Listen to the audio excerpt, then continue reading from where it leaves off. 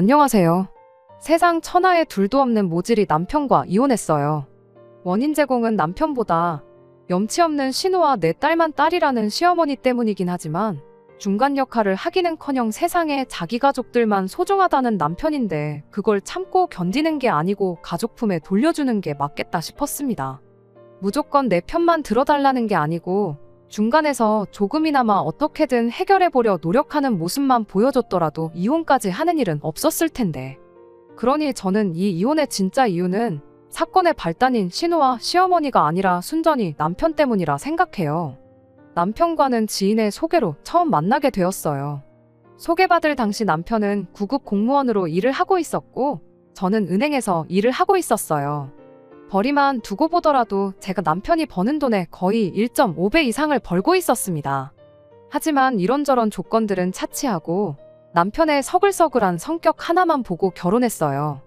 연애하기 전은 썸을 타던 시기는 물론이고 저희가 연애를 시작하게 되었을 때부터 결혼하기 직전까지 남편은 정말 저 하나만 바라보고 저를 위해 살겠다는 그런 사람이었습니다.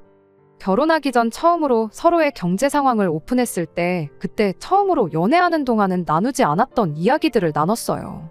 홀어머니 아래로 신우까지 있었기에 애초에 처음부터 남편한테 얼마나 많은 돈이 있겠구나 하고 기대하지는 않았습니다. 그런데 생각보다 모아놓은 돈이 조금 있더라고요. 이야기를 들어보니 가정 형편상 원래는 몸은 좀 힘들지라도 돈을 많이 주는 직장을 다녔었다고 해요. 일주일에 거의 70시간 가까이 주말도 없이 일하면서 몸을 갈아 넣으면서 돈을 벌었답니다.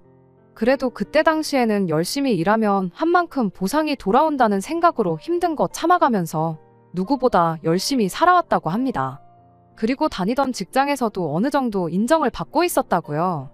그런데 난데없이 사장이라는 사람이 사업을 자식한테 물려주겠다며 2명의 자식을 일터로 데려왔고 실력은 없으면서 의욕만 넘치는 두 윗대가리가 그간 남편과 다른 직원들이 뼈를 갈아 넣으면서 이뤄놓은 시스템 구조부터 갈아엎기 시작했다 해요.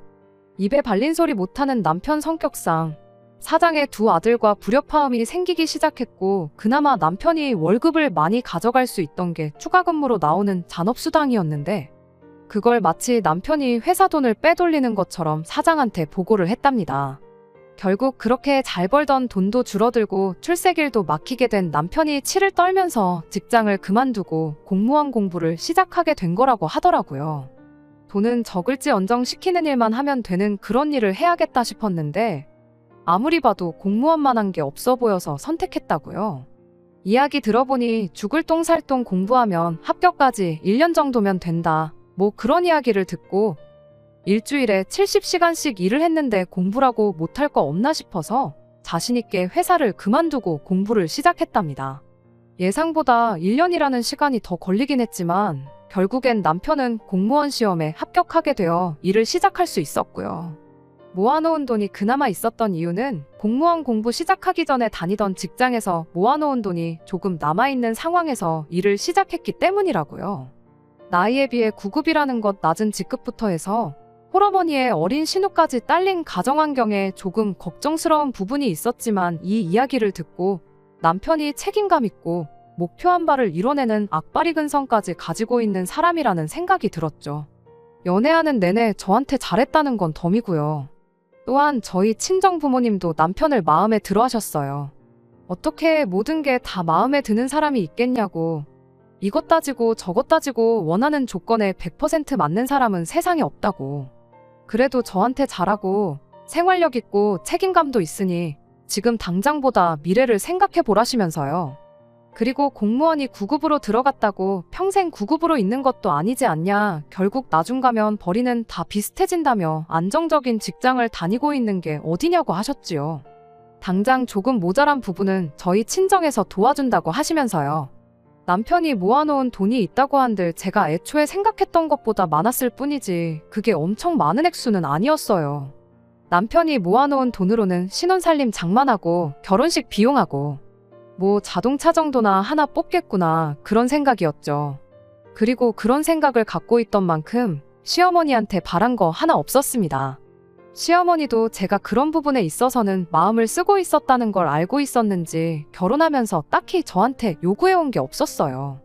결혼식 준비하면서 문제가 있던 게 딱 하나 있었는데 시어머니가 아니라 신우하고의 문제였습니다. 앞서 말씀드렸던 대로 남편한테는 남편보다 3살 어린 신우가 있어요. 홀어머니지만 결혼하고 나서도 시어머니 생활비 문제로 골머리 썩을 일 없다고 생각했던 게 신우가 나이는 어릴지라도 벌써 진작에 결혼해서 가정을 꾸리고 살고 있었던 게 큽니다. 결혼 후 남편이 시댁에 생활비를 보태도 시어머니 한 분만 챙기면 되는 거였고 신우도 가정이 있는 만큼 어련히 시어머니를 챙기겠구나 싶었거든요. 적어도 시어머니 생활비를 저희 집만 독박 쓸 일은 없겠구나 생각했어요. 아무튼 다시 원래 이야기로 돌아와 결혼 준비하면서 신우와 있던 이야기를 해보겠습니다. 한참 결혼 준비하고 있는데 신우가 저희한테 축의금 대신 다른 걸 해주겠다며 먼저 이야기를 꺼내왔어요. 그래서 뭐 얼마나 대단한 걸 해주려나 싶었는데 신우가 자기 아들을 화동으로 세워주겠다는 거예요. 말씀드렸던 대로 저희 결혼할 당시에 이미 신우는 가정을 꾸리고 살고 있었고 아이도 벌써 6살이었거든요. 저희가 결혼식을 어떻게 올릴지 아는 것도 없으면서 상의도 없이 시조카를 화동으로 세우겠다는 것도 어이가 없는데 심지어 거기서 돈까지 요구하더라고요. 축의금 대신 해주겠다더니 그건 그거고 애가 수고했으니 수고비를 줘야 하는 거 아니냐고 아이한테 정당한 노동의 대가에 대해 조기 교육을 시켜주고 싶어서 그러는 거니 액수가 많을 필요는 없고 10만 원 정도만 챙겨주면 된다고 아주 당당하게 말을 하는 겁니다. 그때 제가 신우 말을 딱 끊어버리고 신우 제안에 거절을 했어요. 애초에 저는 제 결혼식이 엄숙하고 진지한 분위기였으면 싶었거든요. 그렇다 보니 화동이라던가 축가라던가 괜히 하객분들 산만하게 만들 법한 이벤트 같은 건 하고 싶지 않았어요. 그리고 꼭 화동을 세워야 한다면 저희 집 조카들도 있는데 별로 친하지도 않은 신우와 그만큼 애정도 없는 시조카한테 시킬 생각은 전혀 없었습니다. 그랬더니 그때 신우가 짜증을 내면서 애한테는 벌써 연습도 시켜주고 그래서 기대감이 큰데 애가 얼마나 섭섭하겠냐, 얼마나 서운해하겠냐며 저를 마치 애들 기분은 생각도 안 하는 그런 사람처럼 몰아가며 짜증을 내기 시작했지요. 결국엔 저희 결혼식에 시조카가 화동을 서는 일은 없었습니다. 당연한 소리겠지만 신우는 자기가 축의금 대신 해주려던 걸 저희가 거절한 거나 마찬가지라며 나중 가서 딴소리하지 말라고 한마디 하고는 저희 결혼식의 축의는 땡전 한 푼 하지 않았습니다. 그러니 신우하고는 결혼 시작부터 좋을 수가 없었어요. 그래도 뭐 신우야 결혼해서 가정까지 꾸리고 살고 있고 애까지 키우고 있는데 마주쳐도 얼마나 마주치겠냐는 생각이었습니다. 시어머니하고는 문제가 없는 게 얼마나 다행이냐 생각했죠. 결혼할 때도 딱히 저한테 바라는 거 하나 없던 분이셨으니만큼 적어도 시어머니하고는 안 좋을 일 없겠다 생각했는데 결혼하자마자 그 생각도 내가 틀렸었구나 싶었죠. 남편과는 시어머니께 매달 생활비조로 40만 원씩을 드리기로 이미 합의가 되어 있는 상황이었습니다. 그런데 그건 말 그대로 생활비라고 생각하신 건지 언젠가는 이달은 당신 친구들하고 어딜 좀 다녀와야겠다며 돈이 얼마 필요하다 해서 붙이라 하고 한 번은 또 어디 가서 뭘 먹고 오기로 했으니 얼마를 달라고 하고 말 그대로 생활비 따로 당신 놀러 다니는데 필요한 용돈은 따로 해서 용돈은 필요할 때마다 생각날 때마다 돈이라도 맡겨놓은 것 마냥 통보하듯이 요구를 해왔으니까요. 맨 처음에야 시어머니가 이런 분인 줄은 몰랐었기에 어디 모처럼 놀러 가신다는데 재밌게 다녀오시라고 제 돈으로 달라는 용돈도 드리고 그랬었어요. 그런데 그 주기가 한 달에서 3주로, 3주에서 2주로 점점 짧아지면서 저도 이건 아닌 것 같다는 생각이 들어서 남편한테 어머님한테 용돈 드리는 건 좀 줄여야겠다 말하고 생활비 보내드리고 나서 발생하는 용돈은 제 귀에 들어오지 않게 당신이 알아서 잘 처리해달라고 부탁했습니다. 어머니 비위를 맞춰주는 것도 어찌 보면 자식돌이라 생각해서 남편한테 얼마를 보내줬는지 그런 건 꼬치꼬치 캐묻지 않았어요. 자기 용돈 줄여서 보내드린다는데 말릴 것도 없다 싶었고요. 아무튼 그렇게 나름 어디 가서 이야기 나올 거 없게 제 나름대로 결혼 생활을 잘하고 있다 생각했는데 저희 결혼한 지 얼마 지나지 않아서 난데없이 신우가 이혼을 하게 되었어요. 이혼 사유는 심해부의 바람기 때문이었답니다. 사실 그간 신우랑 같이 살면서 같은 일로 신우 속을 썩혔던 게 한두 번이 아니었대요. 몇 번을 걸려도 신우가 그동안은 그냥 넘어가주고 그랬는데 이번에는 심해부가 눈 맞은 상대가 같은 회사 다니는 직장 동료의 와이프였다고 하네요. 그 덕에 심해부가 직장에서 잘리게 되었고 신우도 결국 참다 못해서 이혼 선언을 했다고 합니다. 물론 진짜로 이혼할 생각도 있었겠지만 신우 딴에는 이참에 제대로 강하게 나가서 두 번 다시 뻘짓 못하게 하려던 마음이 더 컸었답니다. 그런데 심해부도 너무한 게 그런 신우 한마디에 애도 같이 있는 상황에 신우 면전에다 대고 솔직히 내가 하룻밤 실수한 것 때문에 너 같은 여자랑 결혼해서 이게 다 뭐냐고 이혼 이야기 잘 꺼냈다고 당장에라도 이혼하겠다고 소리를 질렀답니다. 심해부가 잘한 거 하나도 없는 상황에 신우가 심해부 비위를 맞춰야 한다는 소리는 아니지만 그래도 아이를 생각해서 그러지 말아달라 어떻게든 해결을 했어야 한 거 아닌가 싶었는데 신우 또한 뭘 잘했다고 넙죽 엎드려 싹싹 빌어도 모자랄 판에 큰 소리냐고 맞불을 놓았고 심해부가 바라던 바라고 친권이고 양육권이고 다 넘겨줄 테니 이혼하자고 하면서 대판 싸우게 되어 결국 이혼을 하게 되었던 겁니다. 어차피 사랑도 없이 애 때문에 했던 결혼인 것 같고 시조카 미래나 신우 앞길 생각해보면 진작에 해야 할 이혼이 100번 맞았지만 문제는 돈이었어요. 애초에 신우가 뭐 직장이 있었던 것도 아니고 갑자기 생긴 아이 때문에 사회생활은 시작도 못 해보고 후다닥 결혼부터 하게 되었던 건데 거기에 두 사람이 그동안 씀씀이는 얼마나 심했던 건지 이혼하면서 분할받아온 재산이라고 300만 원 받아온 게 다였습니다. 아예 모아놓은 돈도 없었고 그나마 살던 집도 월세 보증금은 전부 빌린 돈이었거든요. 그나마 타고 다니던 중고차랑 이런 거 저런 거 해서 400만 원도 겨우 뜯어온 거랍니다. 뭐 이혼하면서 아이 양육비를 100만 원씩 받게 되긴 했지만 그건 말 그대로 아이 양육비에 애 키우는데 들어갈 돈 생각하면 코딱지만한 돈이지. 그 돈이 있다고 신우가 부귀영화를 누리면서 살 수 있던 것도 아니었지요. 아무튼 신우는 그렇게 300만 원 분할받은 돈 들고 아이랑 같이 시어머니 집으로 들어가 살게 되었어요. 솔직히 신우가 혼자 독립해서 살 능력은 안 되고 시어머니 집 들어가 사는 것 말고 달리 무슨 방법이 있었겠나요? 그리고 어머님 딸인데 자식이 혼자 살게 되면서 엄마 집으로 들어가 사는 걸 가지고 누가 이러쿵저러쿵 말을 했겠나요? 저 또한 거기에 아무런 불만이 없었습니다. 솔직히 신우가 한참 때 나이에 초등학교 들어간 아이 키우는데 집도절도 없고 직장도 없이 이혼한 게 불쌍해서 아빠 없이 커갈 시조카도 똑같이 불쌍해서 마음이 쓰이긴 했지만 제 인생에 크게 영향 줄 일이 없다고 생각했는데 그게 아니었어요. 세상에 이혼해서든 원치 않아서든 원해서든 혼자 몸으로 애 키우는 여자가 신우 혼자만 있는 게 아니잖아요. 그런데 신우는 신세한 탓만 하지 그 와중에도 자기 손으로 어떻게 상황을 바꿔보려는 노력을 하지 않았습니다.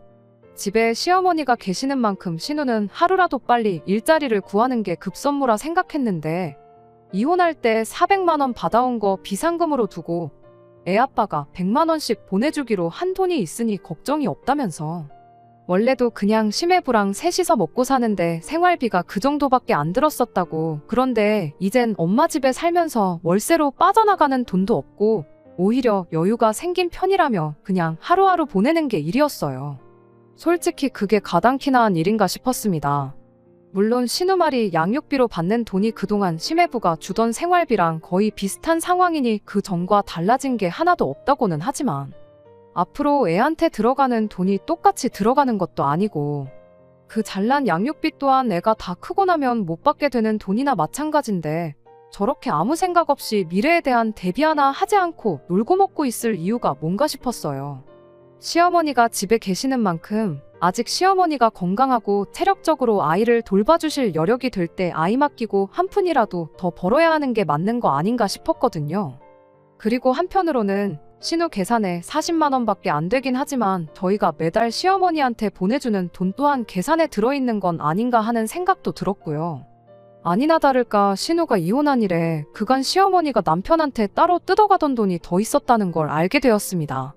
제가 뭐 의심을 품어서 남편 계좌를 훔쳐보고 그럴 필요도 없었어요. 시어머니가 저까지 있는 자리에서 맡겨놓은 돈 찾아간다는 듯이 당연하게 남편한테 대놓고 돈을 요구하셨거든요. 남편도 남편 나름대로 자기 쓸 돈 아껴가면서 시댁에 보내주고 그랬나 본데 도저히 당장 보내줄 만큼의 여유가 없었던 거예요. 그래서 월급 들어오면 보내주겠다고 미루고 미뤘는데 시어머니가 그걸 못 기다리고 저까지 있는 자리에서 주기로 한 돈은 대체 언제 줄 거냐며 닥달을 했던 거죠. 차라리 저 모르게 했으면 그냥 나는 모르는 일이다 그렇게 살았을 텐데 시어머니 딴에는 시조카까지 있으니 남편 주머니 사정이 안 좋을 때 제가 나서서 제 돈을 보내줄 거라 생각했던 게 아닐까 싶어요. 모르는 척 넘어갈 수도 없는 일이니 제가 남편한테 돈이라니 무슨 돈 이야기를 하는 거냐고 물어봤습니다. 남편은 제 앞에 말을 꺼내지 못해 쩔쩔매고 있는 상황에 시어머니가 아주 당연한 듯이 말을 꺼내왔거든요. 어디 그 돈이 나 혼자 좋은 거 먹고 갖고 싶은 거 사려고 달라고 하는 돈이겠냐.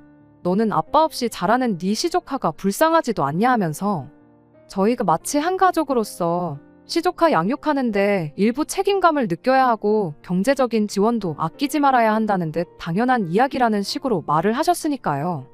당연히 외숙모 외삼촌으로서 시조카가 이뻐서 용돈 정도는 해줄 수 있겠죠.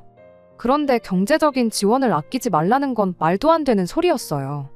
저희도 결혼해서 사는 부부이니만큼 저희 나름대로 자녀 계획을 갖고 있었는데 똑같이 애 키우는데 들어가는 돈이라면 당연히 앞으로 태어날 우리 애한테 써야지. 묻지도 따지지도 말고 달라고 할 때마다 돈을 쓰는 건 말도 안 되는 일이다 한마디 했지요. 시어머니는 입에 거품을 물면서 가족끼리 그 정도 해주는 게 뭐가 어려운 일이냐며 저한테 역정을 내기 시작했어요. 둘이 얼마나 버는지 뻔히 알고 있고 여유되는 것도 다 알고 있는데 가족한테 쓰는 돈이 아깝냐면서 말이죠. 그래서 솔직히 대답해드렸죠. 아까 죽겠다고요. 시조카 불쌍한 것도 맞고 어머님 말대로 한 가족으로서 그나마 여유 있는 저희가 도와주는 거 일도 아니라고요. 그런데 그건 신우가 정말 못 빠지게 열심히 살면서 해도 안 될 때나 해줄 일이지 아무것도 안 하고 놀고 먹고 있는 신우가 어디가 안쓰러워서 그 돈을 도와주겠냐고 했습니다. 그럴 게 아니고 그동안 어머님한테 드리던 생활비부터 그만 드려야겠다고 한마디 했어요. 그간 신우가 이혼하기 전에 매달 어머님한테 30만 원씩 드리던 게 있었으니 저 또한 결혼하면서 매달 40만 원씩 보내드리는 거에 동의했던 건데 이젠 아니지 않냐고. 자식된 돌이 하는 거 당연하지만 신우도 똑같은 자식인데 도리는 두 자식들이 똑같이 해야 하는 거 아니겠냐고. 신우가 어머님께 생활비로 얼마 드리기 전까지는 저희도 보내던 생활비 끊겠다 한마디 하고 앞으로 저 모르게 남편한테 따로 돈을 요구하지도 마시라 한마디 했습니다. 그걸 제가 알게 되는 순간 그 길로 당장 변호사 사무실 알아봐서 이혼수속 밟을 테니 그렇게 아시라고요. 지금은 이러는 제가 가족도 몰라보고 잔인해 보일 테지만 언젠간 저한테 고마워할 날이 올 거라고 강하게 한마디 하고 그렇게 시어머니한테 보내던 생활비까지 끊어버리게 되었어요. 그리고 그렇게 한동안은 남편 계좌도 매달 확인했습니다. 그간 저한테 말 안 하고 시어머니가 달라는 대로 퍼주던 기록까지 다 보게 되었는데 거기까지는 저도 뭐라고 하지 않았어요. 남편한테 시어머니 관련된 일 떠넘겨놓고 알아서 잘하겠지 믿고 확인 한 번 안 한 제 잘못도 있다고 생각했거든요. 앞으로가 중요하다고 생각했고 이 결정이 결과적으로는 저와 남편은 물론이고 신우와 시어머니한테도 좋은 결정이다 믿어 의심치 않았기 때문입니다. 그리고 그렇게 딱 10달이 지났을 때입니다. 제가 돈 끊는다고 해서 기분 나쁘다고 연락 한 통 없던 시어머니한테서 연락이 왔어요. 네 말대로 우리 딸 취직했으니 약속한 대로 이제 다시 생활비 보내라고요. 보아하니 400만 원 비상금으로 가지고 있던 거로 양육비랑 합쳐서 어떻게 버티고 있었구나 싶더라고요. 시기상 버틸 만큼 버티다가 그 돈이 다 떨어지고 나서 이젠 정말 양육비만 가지고 셋이서 못 살겠다 싶었던 건지 그제서야 강제로 신우한테 돈 벌어오라고 시켰던 게 아닐까 싶어요. 그리고 그렇게 된 김에 제가 말한 대로 저한테 그간 받아가던 생활비를 다시 받아갈 생각이었겠죠. 저도 뱉은 말이 있으니 거기서 갑자기 제 말을 바꿀 생각은 없었습니다. 드리기로 한 거 다시 드리고 신우도 미래를 대비할 발판을 마련했고 이제 모두가 행복하게 살 일만 남았다고 생각했어요. 그래서 흔쾌히 시어머니 전화 끝나자마자 제 계좌에서 40만 원 빼서 보내드렸습니다. 그런데 돈 보낸 지 정말 1분도 안 지나서 시어머니가 왜 돈을 그것밖에 안 보냈냐며 엄청 빈정거리는 말투로 저한테 전화를 걸었어요. 그때까지만 해도 지난 10달 동안 안 줬던 돈 한 번에 다 달라고 하려는 건가 싶었습니다. 그 순간까지만 해도 제가 기분이 썩 괜찮았거든요.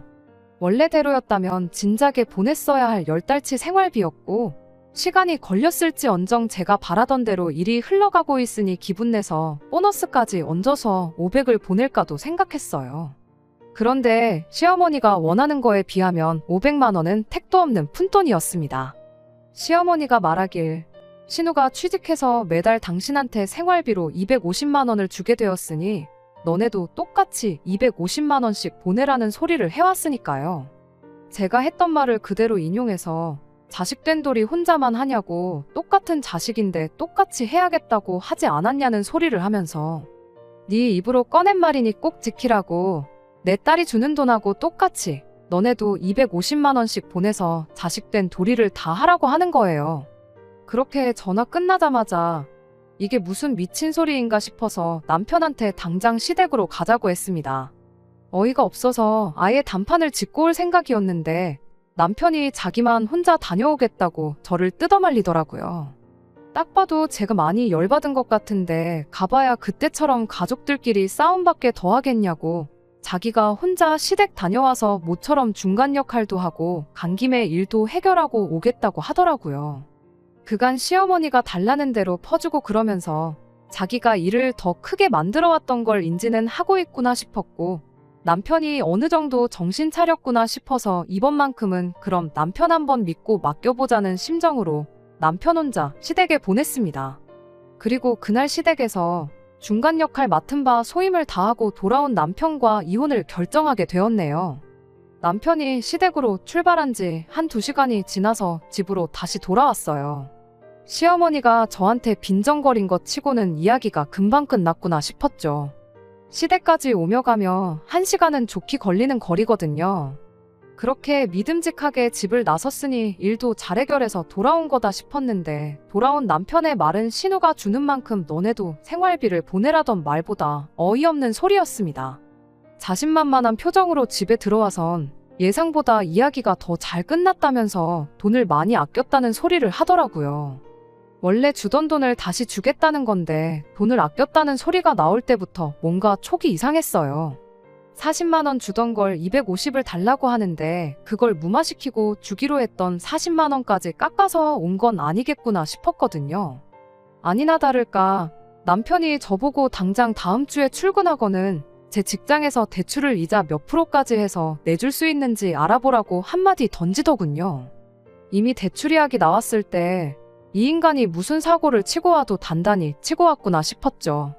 대출은 왜 필요하냐고 제가 곧바로 되물었더니 생활비를 주는 게 아니고 아예 신우랑 시어머니 살 집을 하나 마련해주자고 하는 겁니다. 당장 시어머니 집이 거실 하나에 방 한 칸 붙어있는 확장형 원룸 구조의 집이었는데 시조카도 앞으로 크면 사춘기도 올 테고 그래도 집에 유일한 남자인데 얼마나 불편하겠냐며 우리가 시어머니하고 신우네 살 집을 하나 구해주기로 대신 생활비 지원은 더 이상 안 해주는 걸로 그렇게 이야기를 마치고 왔다는 거예요. 돈을 아꼈다는 게 무슨 소린가 했더니 앞으로 직장 들어간 신우가 돈을 더 벌면 더 벌을 일만 남았지 않느냐며 평생 신우가 벌어오는 만큼 어머님한테 돈을 드리는 것보다 집 한 채 해주는 게 더 싸게 먹힌다는 겁니다. 그러면서 계산을 해보라고 매달 250씩 10년 뒤면 신우도 벌이가 늘어날 테니 못해도 매달 350씩은 드리게 될 텐데 당장 집 한 채 해드리는 게 더 싸게 먹힌다고. 집도 뭐 엄청 거창한 집을 해주자는 게 아니고 방 2개 딸린 빌라 한 2억 선에서 알아봐주기로 했다는 겁니다.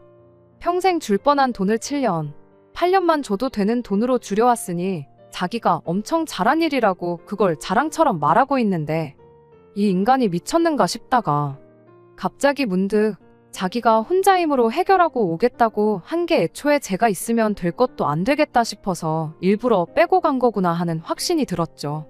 그래서 남편한테 당장 핸드폰부터 보여달라고 했습니다.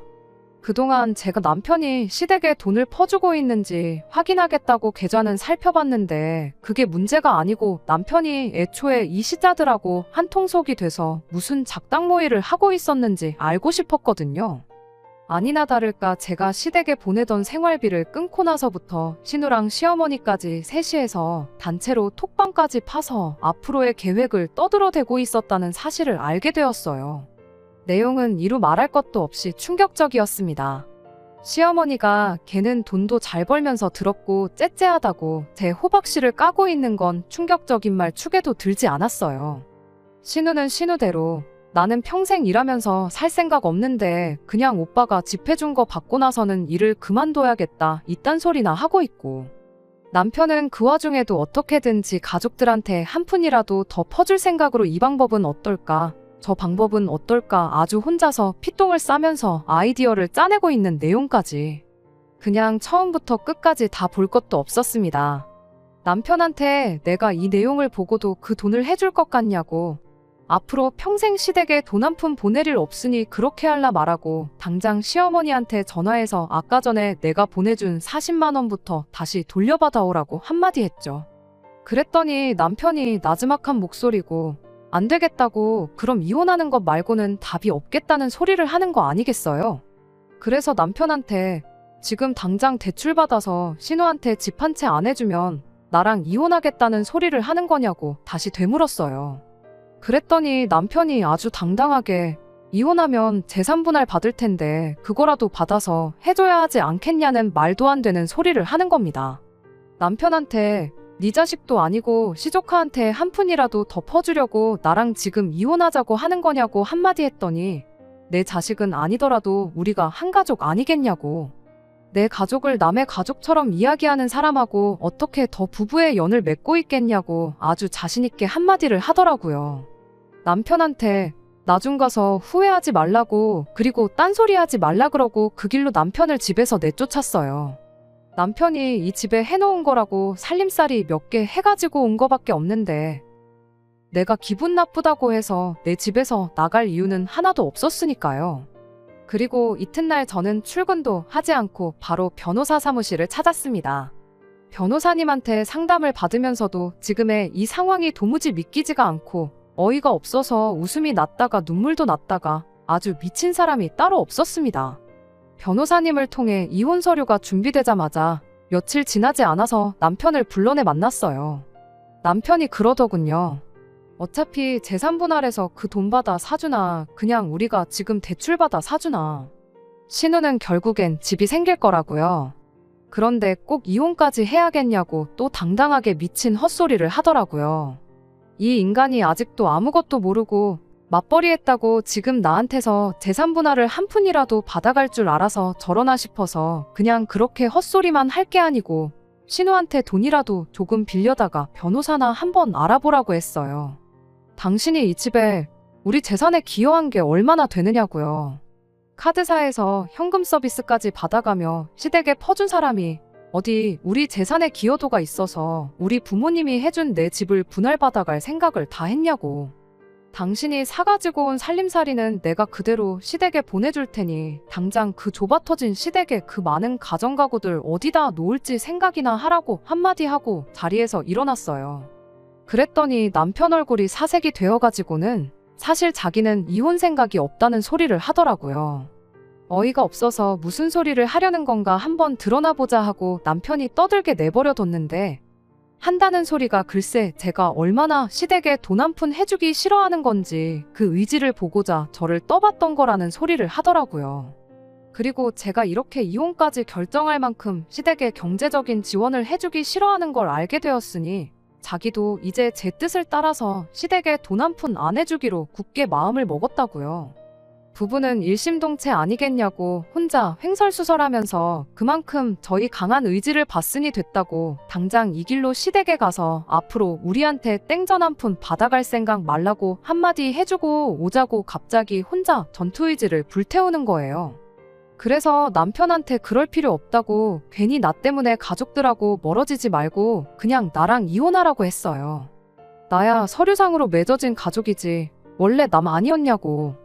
잉크가 설마 피보다 진하겠냐고. 그냥 도장 하나 찍으면 우리는 원래대로 남이 되는 거 알지 않냐? 서류 한 장으로 묶인 가족 말고 가서 진짜 가족들을 챙겨주라 한마디 하고 이혼 서류에 빨리 사인이나 하라고 했어요. 어차피 당신이 그간 시댁에 퍼준 것부터 해서 당신이 당신 가족들하고 나눈 톡까지 전부 다 이혼 사유가 된다고.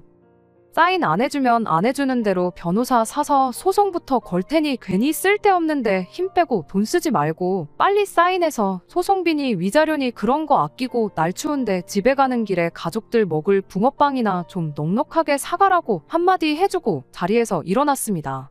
결국 남편도 제 뜻을 꺾을 수는 없겠다 싶었는지 손을 부들부들 떨면서 이혼 서류를 받아들더라고요. 그리고 며칠 지나서 작성된 서류를 등기로 보내왔습니다. 솔직히 이 서류 한 장이면 이제 이 결혼 생활도 끝이구나. 그런 생각을 해보니 정말 오만 가지 감정이 교차했어요. 남편이 이제 정신을 차린 것 같은데 다시 한번 기회를 줘볼까 싶기도 하고, 나라님이 국민들을 위해 이 한 몸 희생하겠다는 말을 믿지 저런 놈 믿고 기회를 주는 게 말이 되겠나 싶기도 하고 그랬어요. 결과적으로는 저 인간이 바뀔 인간이었으면, 정신머리 똑바로 박힌 인간이었다면 애초부터 시댁에 돈 퍼주다 못해 내 집을 담보 잡고 지 가족들 살 집 하나 마련해주자는 소리부터 안 했을 거다는 생각이 들어서 그냥 그 길로 이혼 서류 접수하고 그렇게 남편하고 이혼하게 되었습니다. 이혼하고 나서 제 삶은 크게 달라진 게 없어요. 집도 그대로 같은 집에 살고 있고요.